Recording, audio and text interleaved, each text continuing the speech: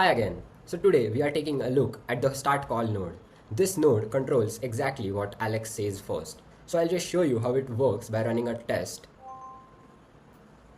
Hi, this is Alex from Apex Recovery Solutions. So this node fires the moment a call connects. It runs before any agent node. And the name opening is just an identifier.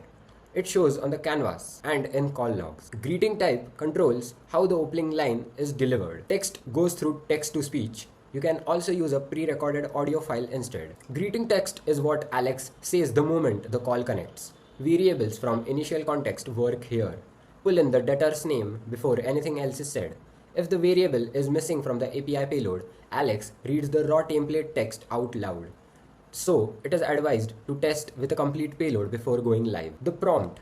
It drives the first conversational turn after the greetings.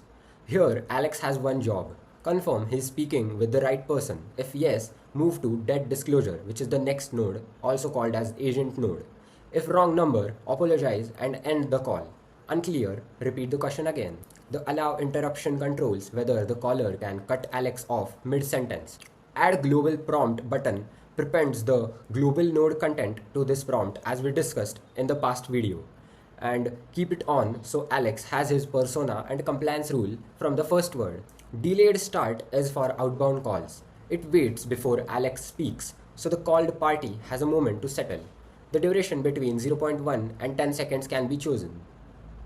Variable extraction runs an LLM pass after this node to pull structured data from the conversation.